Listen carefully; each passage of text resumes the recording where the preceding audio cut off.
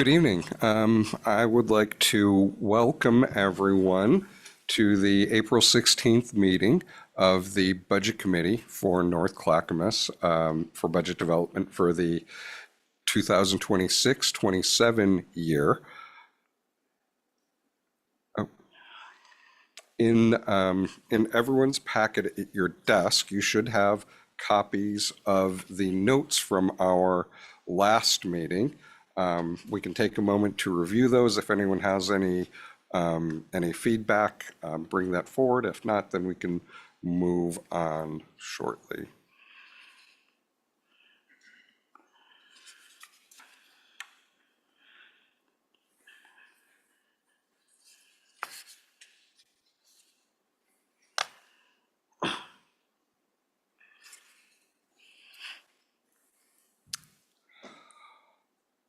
Okay. In terms of follow-up items, the questions that were outstanding from the last Budget Committee meeting, the answers were provided in written form, included in emails that were sent, I believe, a week ago. Tonight's meeting is the second informational meeting. Last time, we started out at a very high level, looking at the very broader picture.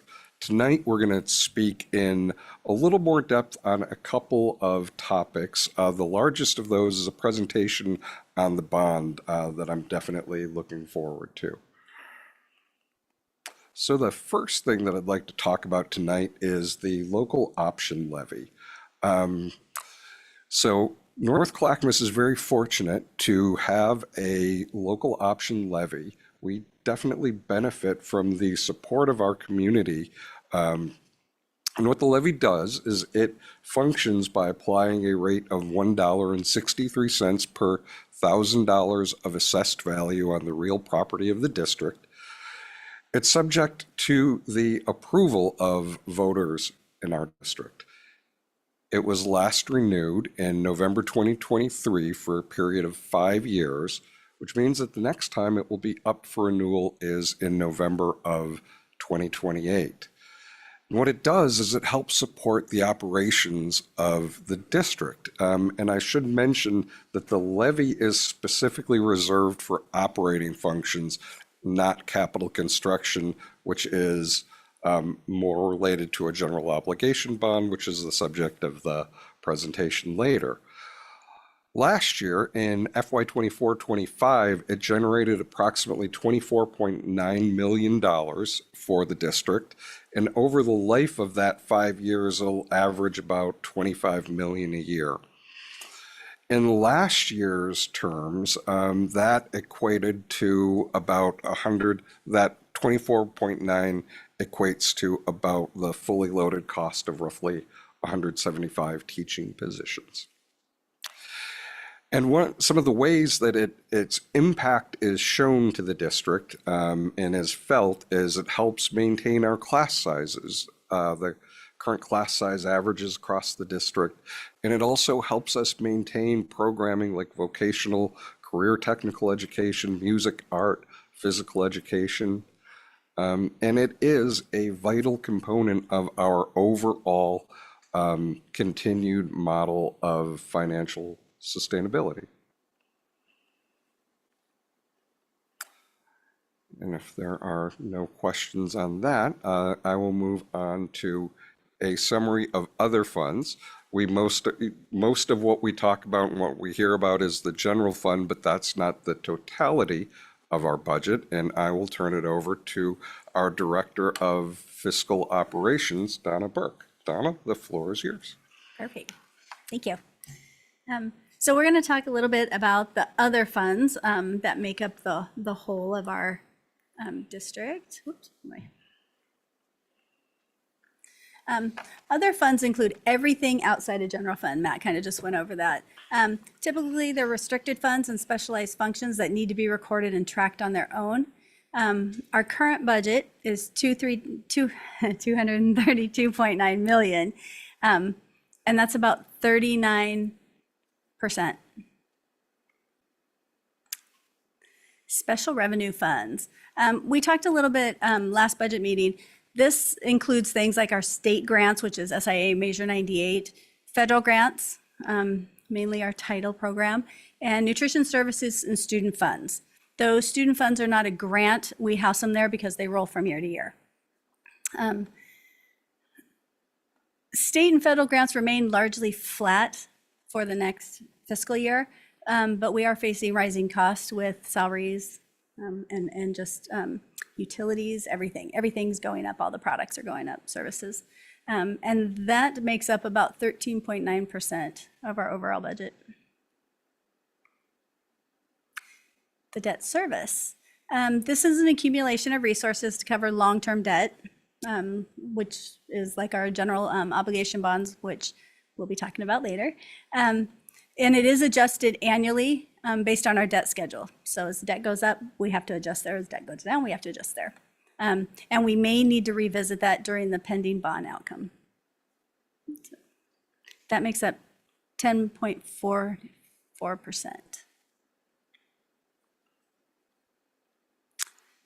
Capital projects funds. These are funds from construction, capital construction, sale of the bonds, and our construction excise tax. This would be where bond work would be recorded. And again, we're gonna possibly have to revisit that during the pending year when, depending on the bond outcome. This makes up 4.56% of our total revenue. Our enterprise funds, these are fee-for-services care facility rentals. We learned that last time. This is relatively stable and there's very few changes anticipated. It's a self-sustaining fund and it makes up a small portion, but it has a big impact. It's 0.76%. Our internal service funds, those are our self-insurance funds. Again, relatively stable from year to year and very few changes anticipated. And that's a little bit bigger portion, it's 8.22%. Then our last is our charter schools, trust and agency. Our charter schools are recorded here. And again, we don't anticipate any changes happening. And again, it's really stable from year to year and it's 2.23. Okay, back to Matt. Thank you, Donna.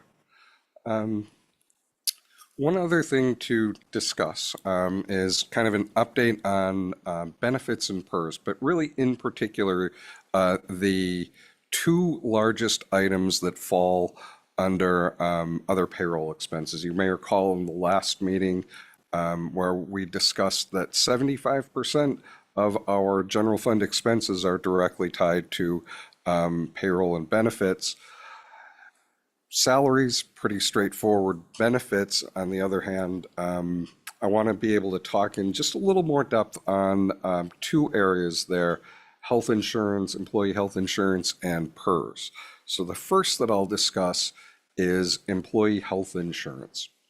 So in 24-25, that accounted for $33.5 million, which was 12.8% of our general fund spending alone. We're expecting that that would continue to grow over the next couple of years by about 9 to 10%. And that is from a number of different reasons. Most of those are industry trends that are kind of beyond our ability to control. So to give you an idea of kind of some of the things driving those increased costs are things like high cost claims. Those are over time, the treatments, especially for some rare diseases, has improved quite a bit and led to better health outcomes.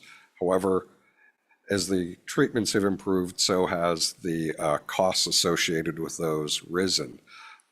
Technology. Hospital systems and insurance companies have made pretty significant investments in AI. And unfortunately, the way that has tended to work out is that the hospital systems are investing in AI to be able to maximize what they are billing insurance companies. Insurance companies are investing in AI in order to lower what they are paying hospital systems. So it's kind of the way that has ended up is that those costs tend to be borne by people who are paying the insurance, both the employees and the employers who are providing. Pharmacy costs. There have been a number of new drugs that have come out in recent years for different things, gene therapy, GLP-1s. Those are things that have had positive impacts on people's lives, but they are also things that are increasing cost to the system. Primary doctor shortages led to people delaying care. And the result there is that rather than seeking preventative treatment, things are caught later, and the later something is caught, the greater the expense tends to be. Substance abuse, that's something that has been very prevalent in the news, and many people do not receive treatment for conditions, and that can lead to costly inpatient treatment down the road. And then also compliance. The One Big Beautiful Bill Act added a lot of complexity and cost and additional litigation. All of those different things have led to increases in cost for in the health system and in employer health insurance. At North Clackamas, we have a benefits committee where the focus is on a couple things. It's controlling the costs while providing the best benefits to our employees that we are able. We also have insurance brokers, Alliant, who have a lot of history with the district and have done a really outstanding job of working with insurers to help keep costs, our insurance costs, at the low range. So having done all of the things that we can do to, that we can do, we can do to try and contain costs thus far, it is still in a very significant area of expense, and one that's going to continue to rise in the near future. PERS. You may recall at this similar meeting last year, we had a very in-depth discussion on PERS. Today, we're not going to get into nearly as much depth, but it is a significant area of worthy of revisiting and additional discussion. So last year, the PERS contributions totaled 14.5 million, which was about 5.6% of our general fund spending alone. This year, with the rate increase that we have, that has gone up to 8.1% of our total general fund spending. So I will mention, if you think about, think back to the last slide, where 12.8% of our expenses are from health insurance, and now this year, 8.1% are in PERS, you are over 20% of our general fund expenses in healthcare and PERS alone. So any things here that that raise costs are going to have a very significant impact on the district. In the current biennium, so 2025 to 27, the increases should average about 11.3 million in total. Next biennium, we're expecting another rate increase that will likely be in the area of about 10.7 million annually. The reasons for this, without getting the entire presentation from last time, over the last 20 years, North Clackamas and a number of other public agencies have benefited from taking out pension bonds. You borrow a large, sorry about that, you borrow a large amount of money, you invest that with PERS. Did you have a question, April? No, okay. You send that to PERS, they invest it, and if the returns on the investment grow faster than the debt service that you're paying on that bond, that difference is what you save in terms of PERS. It has been a significant cost savings for North Clackamas, upwards of $80 million over the past 20 years. Unfortunately, that the rate relief that we have gotten from that is going away. And so as a result, we're taking a couple of steps I'll get to in a moment. Past the current biennium, once we start looking past once we get past the next biennium, 27, 29, when we're looking at 29 onwards, the rates that we would then be looking at are pretty much the general rate, which is about as high as PERS rates go. After that, the swings from one biennium to the next should be a little more stable and consistent, which may sound good at first, but the reason they're more stable is because you're pretty much already as high as you're at the highest rate, so there's not a lot of room for them to go up.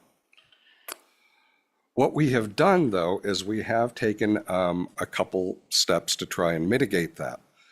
Over the years, North Clackamas was able to put together a PERS reserve of $12 million, and we were able to take advantage of an employer incentive fund match program where we sent the state $12 million to create another small side account. The states matched that with $3 million, so 25%, which gives us a total of $15 million that's invested with PERS and will be amortized and provide rate relief over a 6-year period. So that will help bring down that top rate some. It helps, but it doesn't really change the overall picture. We may also supplement that 15 million with some small additional amount, but that would be still over the 6 years and would provide, it would mitigate the increases some, but again, the estimates that are in there for next biennium are inclusive of the rate relief that we would expect. Another thing we were doing. Oh. Quick question. I know that the state in the last biennium had kind of looked at some legislative solutions to this PERS issue, which is happening to lots of public employers Yes. across the state. I know you can't budget for potential solutions, but is there any kind of wind that still might happen in the next biennium? Not anything that I think is substantial enough to plan on at this point. I think given what we know, these are the circumstances that we have to assume. This biennium, there was an amount that the state was able to put together that did lower what we would have paid. The initial estimate for the current biennium was about $13 million a year. The legislation that the state passed at the last minute brought that down a little to about 11.3.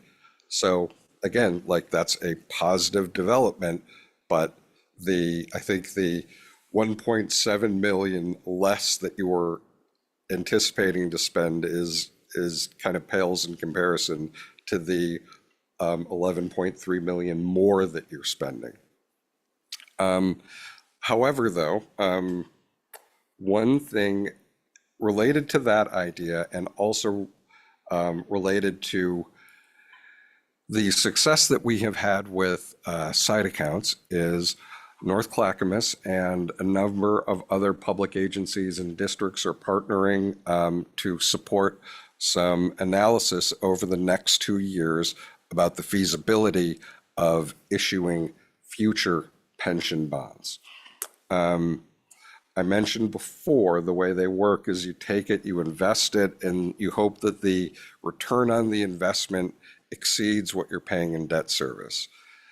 It's great if it works. However, if market conditions don't support that and there's a big market change, that can lead to losing money over the course of the pension bond. That happened to a number of districts that issued bonds in 2007, and then in 2008 there was the Great Recession, and so districts that went out for a pension bond at that time all have lost money over the course of that issue. So it's something that can have tremendous value, but it is also something that has to be very carefully considered.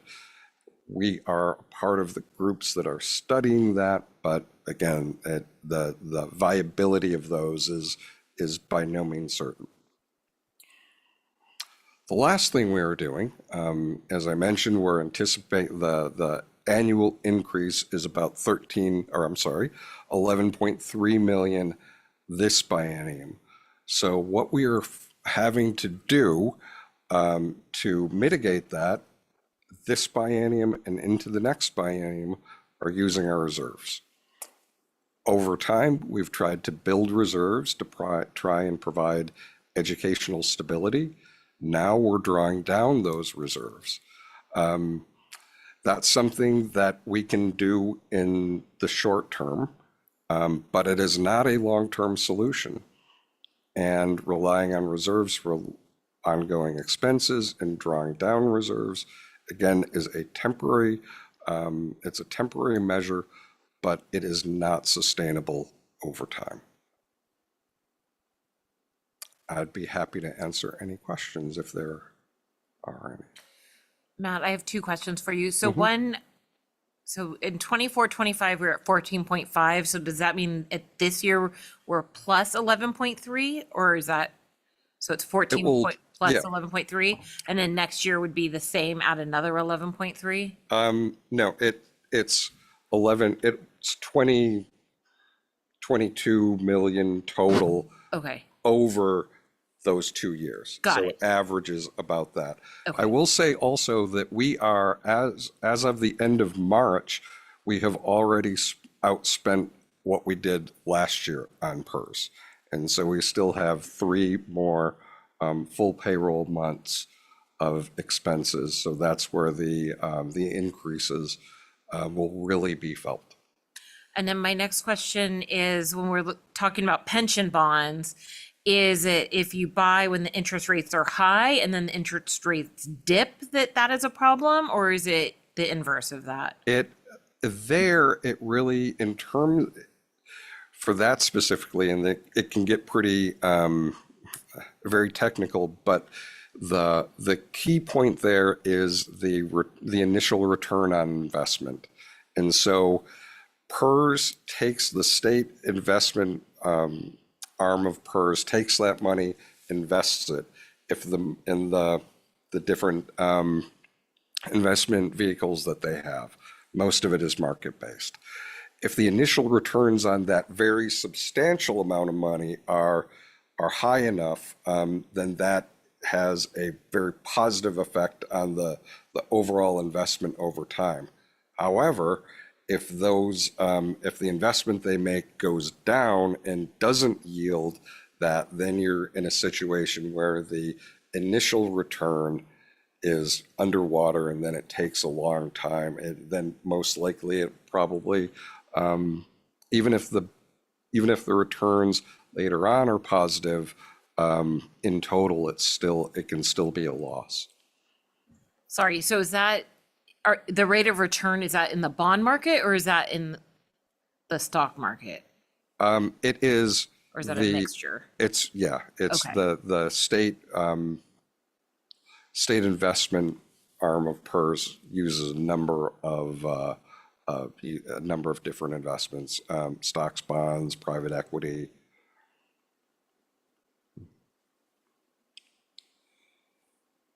All right, well, if there are no further questions, then I will we'll move on to the next part of the presentation. Thank you, Donna.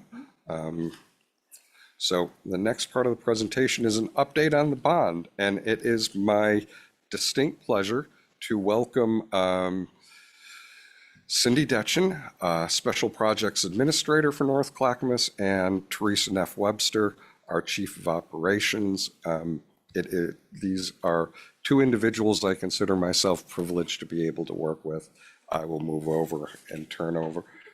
Oh, well, no, I want, oh, okay.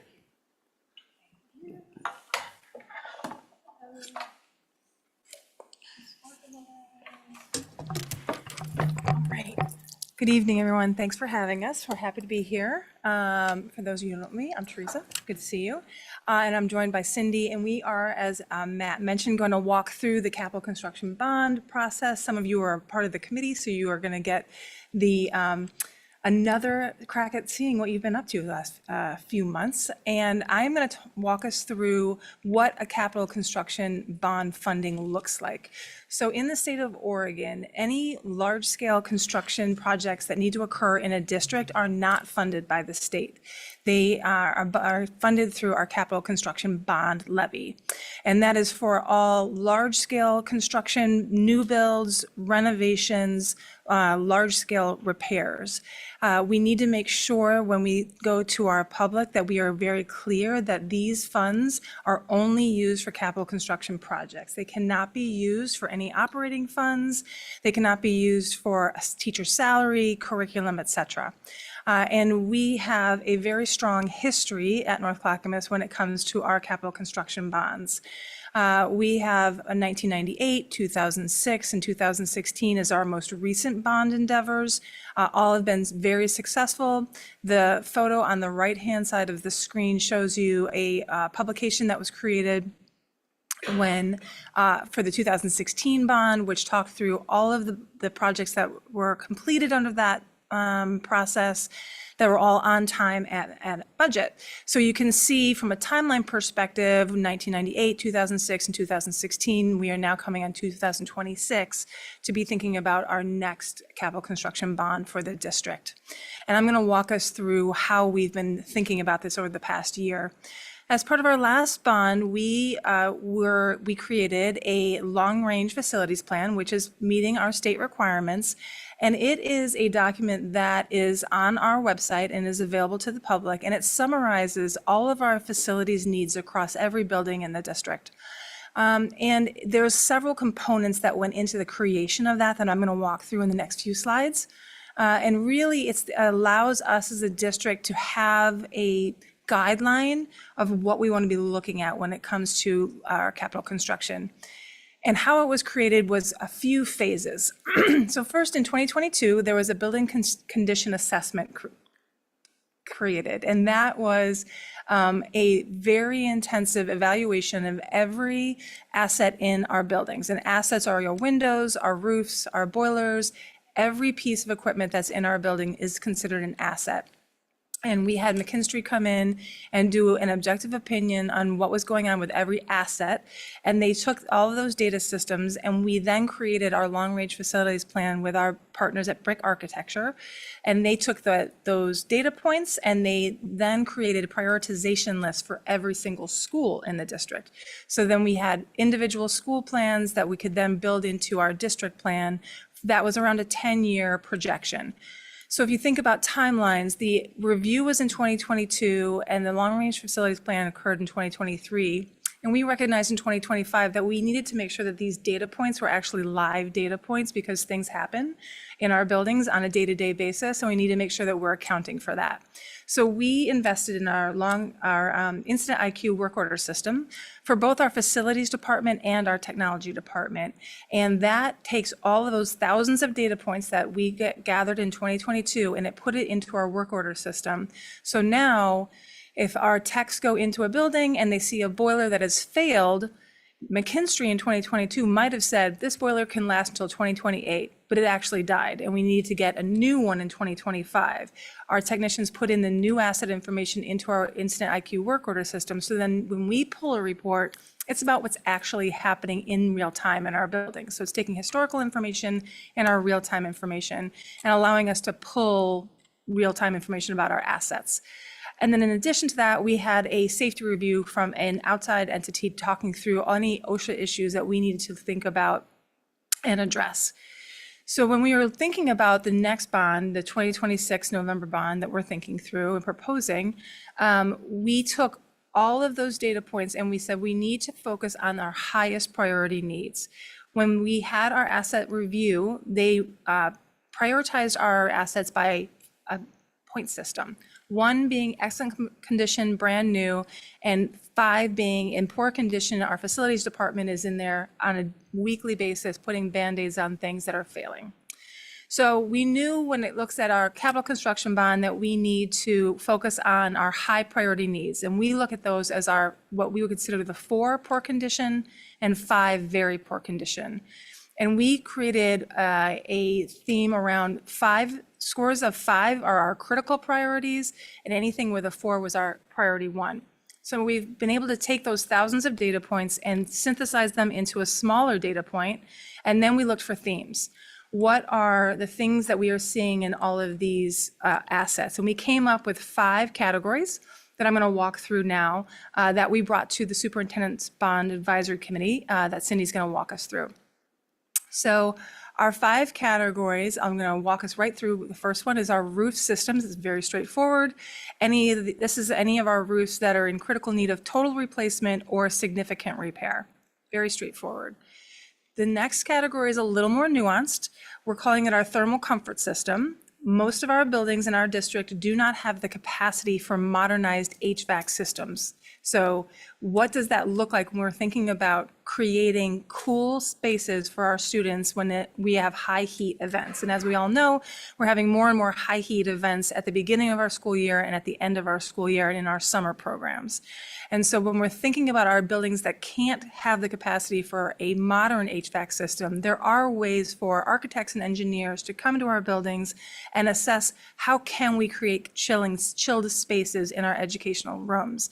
An example may be a split unit that some of us may have in our homes, where it brings in air and it cools the air as it circulates the actual room. It's not a HVAC system, but it does create cooled spaces. There's also other units that have large fans that do the similar activity, where they push the air through a system that is cooled, bringing cool air into a room and circulating it back out. They aren't technically HVAC systems, but they do create cooling spaces. So this will require that we will have to do individual evaluations of all of our schools, because our schools all have individual infrastructures that can support different cooling spaces. Our next category is critical maintenance, which encompasses all large-scale repairs that need to happen with electrical, windows, accessibilities. It means an new elevator system for the Rex Putnam High School, new kitchen equipment that is in failing space. It does mean the complete renovation of the wooden stadiums at Milwaukee and Rex Putnam High Schools. And it also encompasses a renovation of outdoor CTE spaces at our Sabin-Schellenberg campuses. Our next category is safety and security, and this includes creating security camera standards for the district and implementing them accordingly, adding cameras as needed across all of our school sites, as well as installing lock boxes in all of our school sites, which would entail our emergency responder partners being able to access our building during lockdown situations. And it also includes the extension of our vape sensor program. Currently, we have a pilot program at Milwaukee High. Vape sensors are installed in all of the bathrooms, and the alarms are create a program and a system with administrators to address in real time when vaping is occurring, or masking is occurring. And masking is when you're putting aerosols in the air to mask the fact that you're vaping. So that would be expanding our vape sensor program into the rest of our high schools. And our last category that we brought to the committee was the technology infrastructure.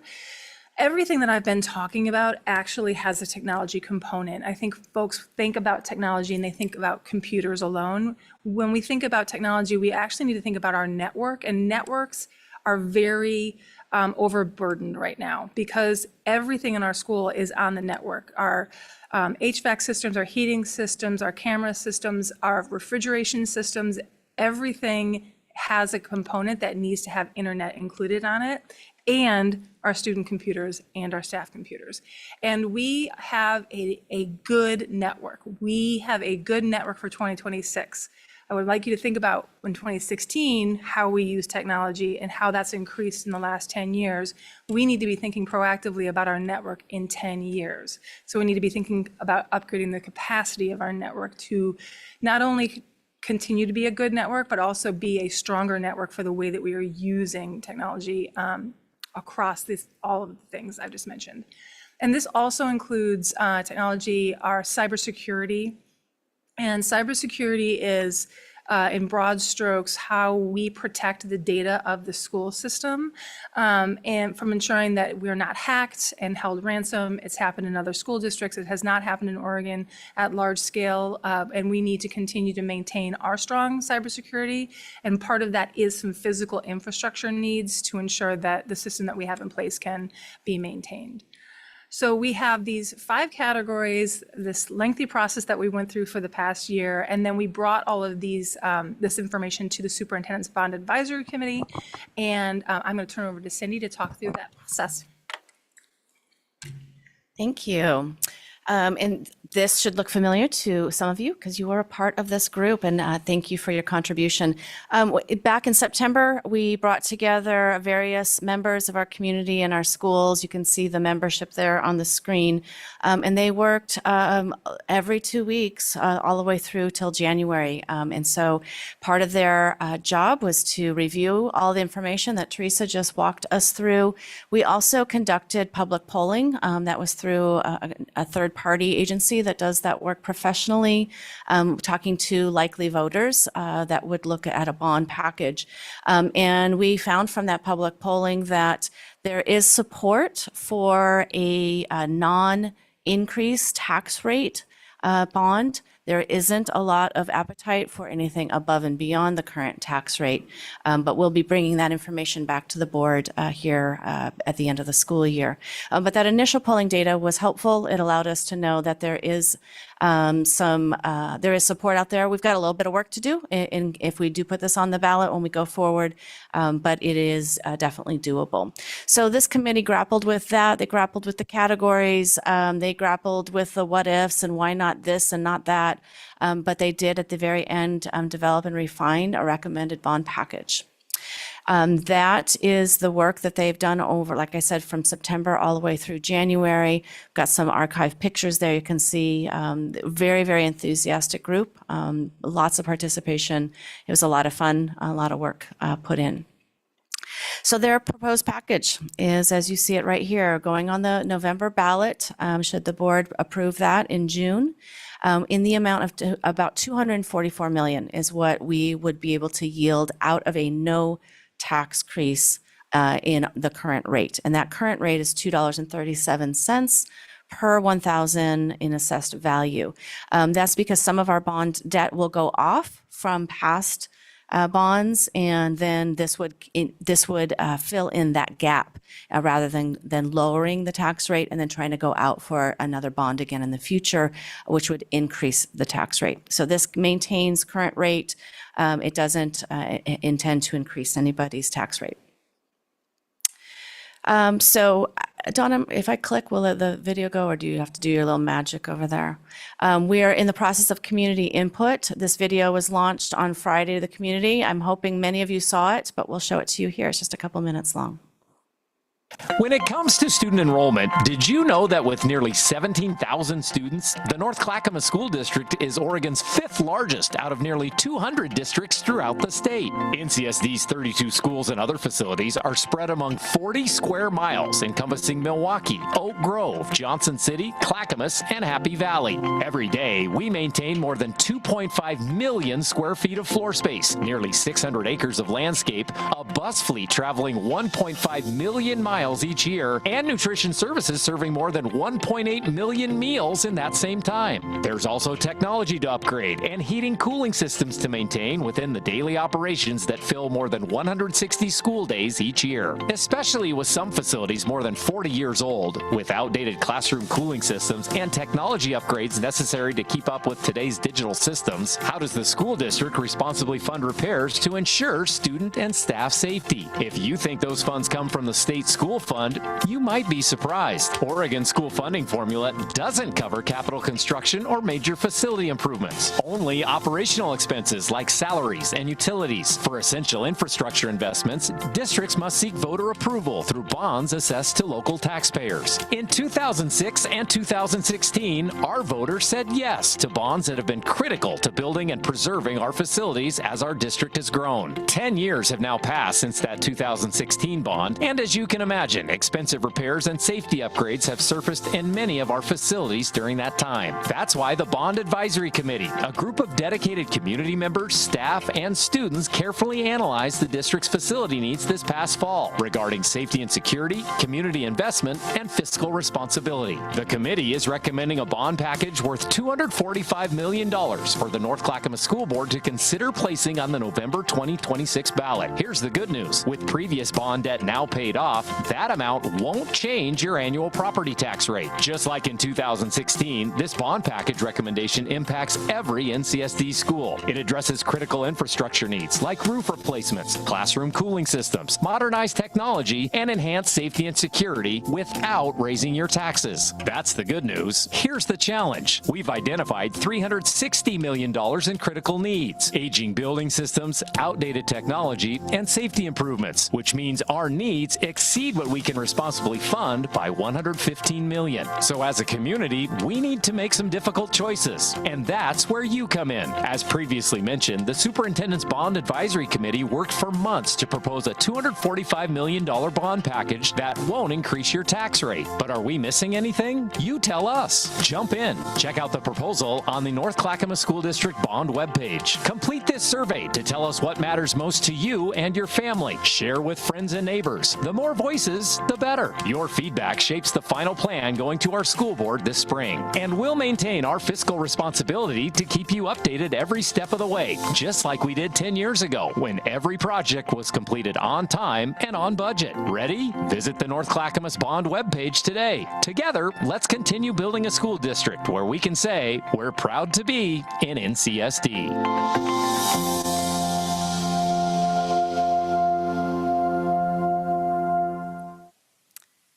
So as you can see, we're getting all the word out. Along with that comes this survey at the end of that video.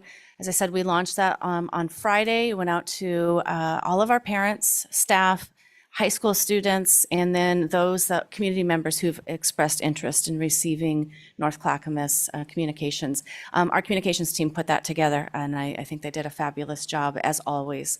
So that's where we are right now, is asking for people's input. It'll also go out in the spring community link, which is our multi-page publication. It's a physical publication that actually hits every mailbox that has an address inside the school district. So it reaches far beyond parents or people that have a connection to the school.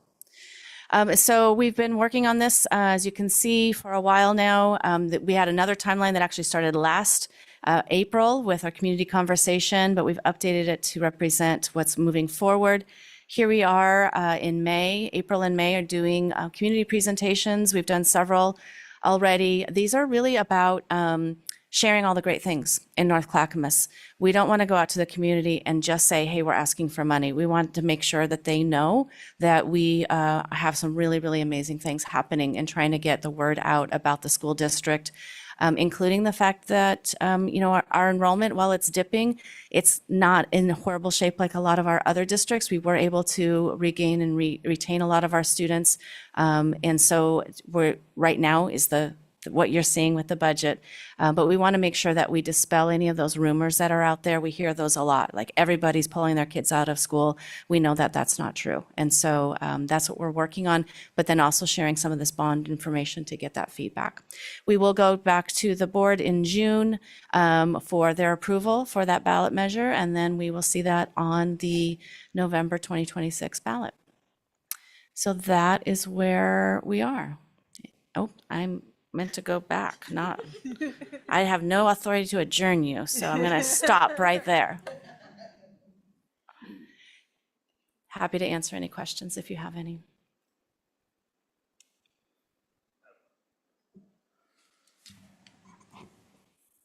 So when it comes to the capital improvement construction, Just out of curiosity, are we getting multiple quotes when we are looking into those projects? Yes, we go through public procurement process with all of our projects. We go through everything. Yep.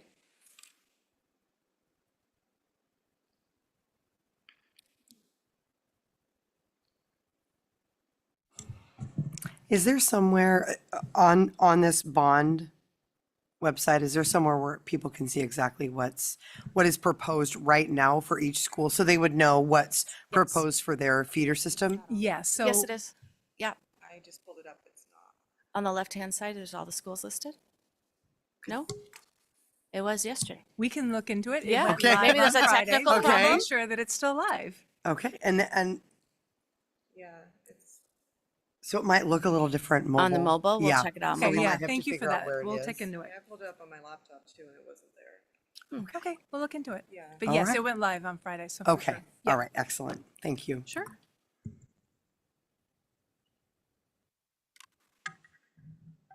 Okay, thank you so much. Thank you very much.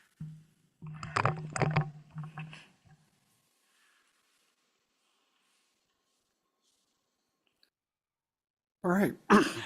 Before we adjourn, I'd be happy to try and answer any questions that the committee may have in terms of future. Oh, So I have a few questions, and it'll kind of lead up to what I'm trying to get at here. Are there any set amount of cash that's restricted out of any of those funds? in Well, yes, in the other funds, some of those are restricted for purpose. So that is one of the reasons that that something may need to fall outside of the general fund. Okay. And when you say rate, we're talking about the Fed rate, is that correct? In in in different contexts, it may mean different things. When we're talking about rate here for the context of either the levy or the general obligation bonds, that is the tax rate that is applied per $1,000 of assessed value. Right. So it seems like maybe freeing up some cash would be beneficial. Is it feasible to obtain a loan to accomplish that? To pay for some of these projects? For one of the reasons that a general obligation bond is a preferred method of capital construction for school districts is that it is funded by the community. It is funded by a levy that's applied on property. So we receive that that revenue into our debt service fund, which we then use to pay off the general obligation bond. For a commercial loan, for instance, the method that we would have to repay that, not having the benefit of a tax rate levying that, the method that we would have to pay that is out of our operating expenses, which are already fairly well constrained. Thank you. Paul? I don't know if you can do this, but I know there's been some decreases in federal funds to school districts.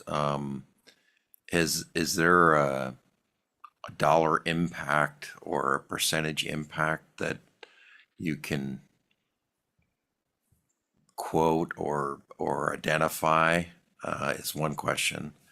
And one of the other things I was wondering, I know we talk about unfunded state mandates. I don't know if there's ever been an exercise to try to understand the cost of carrying those unfunded mandates and what that is to our district as well as other districts around the state. But I don't know if either one of those can be answered tonight or maybe some point in the future. To the first question, yes. As we discussed in our last meeting, there has been uncertainty around federal funding. That is a part of the budget development process for the upcoming year. So we will be sharing more information on what that will end up looking like for 26, 27 in as we present more information on the upcoming year bond. In terms of unfunded mandates, yes, those are things that we see with I'll call unwanted regularity, and when those do show up, we, along with other districts, will assess what those costs are, and then through different organizations, go back to the legislature, go back to the state to make them aware of the financial impact that comes along with those. But those are something that we do see, we do plan for, and we do communicate the impact of that and advocate for funds to make up for those for the unfunded mandates. And when you say the communicate, I don't know, honestly, you know, as a member of the public, if is that information that is put out to, you know, the ratepayers and the district parents to understand those unfunded mandates and what those cost our district? Or when you say, or if the communication is in either internal or with the legislature? Most often that is communicated with the legislature, the state, the agencies with the authority to impose those. But it is often something that is presented by districts either as part of the budget development process, in budget meetings, in board meetings. Thank you. Monica. I'm going to try and get this right. But in our last meeting, we discussed having a healthy reserve fund helps in our bond rating. Are there like benchmarks of a percentage of or a dollar amount that we need to have in our reserve fund in order to get those higher bond ratings? And what does that result in, like, real dollars to our district? There is not a like one single number that rating agencies look at. Often, if they're reviewing information, they'll request a lot of information. We provide it. They look at the sum of things. But yes, the reserves are typically the first thing they look at. I believe I mentioned an example when we were in a call with a rating agency when we were doing a refinancing last year. Had a really excellent presentation where we presented all the really wonderful things that are happening in the district, demonstrated our level of financial sustainability, and in the end, it was like, okay, great. What's your fund balance next year? So they look at that primarily, but in the totality of everything else. The way that it shows up is that in a better bond rating will lead to better rates that will help, will in the end benefit the taxpayers. It's not necessarily something that has a huge direct financial impact on the district, but it does our taxpayers. And we are, as a public agency, we are responsible for being careful stewards with the public's money, and also trying to make sure that that we are presenting as best benefit to them as possible. So when we're talking about the difference between a 10% fund balance, which is now our lowest that we can go, and like a 20% fund balance, is there with the rating agencies, is there a cutoff there where all of a sudden we go from a AAA to a AA or whatever it is? There's not a bright, like one bright line, where if it's over this, then you're here on the rating, and if it's under, then what I will say though is I believe if you would, you look broadly in what has happened with other districts is that districts that where their fund balance tends to cluster around any board minimum.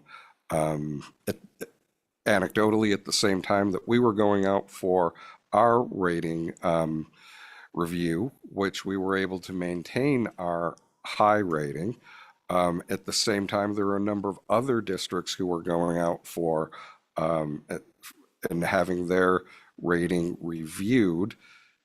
Those that clustered around their board minimum fund balance saw their rating, their bond rating decrease.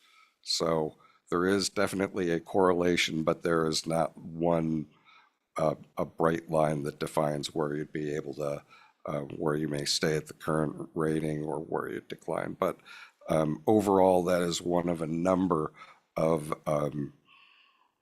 poor outcomes that tend to cluster around districts that maintain a fund balance that's right at the consistently right at the any board mandated minimum. And then do we as a district have a goal? I know, again, with the 10% is a minimum, but do we have a goal? Do we want to stay at a certain number or target a certain number for our fund balance or a certain percentage? There is the there is not a certain percentage above and beyond consistently that it is really it's something to take in the context of what you were looking at in the future. In the past, we've had we knew that we were facing substantial PERS increases, so we've tried to prepare reserves that have been able to mitigate the impact of those. Districts, for a number of reasons, districts are typically not able to maintain very large reserves. So it is something that is to consider in totality of a number of other factors. However, having said that, being able to maintain healthy reserves above and beyond any board minimum of 10% or so provides real, it provides options, it provides time, it provides stability. As context, in the board, when we presented information background on to the board on raising or changing that minimum, we presented what are considered best practices from a number of professional agencies, and some of those ranged where the best practice would be in the 20s, like in 20%. And I will say that in the context of government agencies, the fund balance that we've been able to maintain over time is not remarkable by any stretch. For a municipality, they're typically able to maintain fund balances in 20 or 30%. So with, I think the expectations with school districts and where districts are able to maintain fund balance are typically a reflection of kind of the circumstances that districts operate in, that harsh reality and kind of the lowered expectations, but it is not necessarily a reflection of what would be considered financial best practices. Thank you.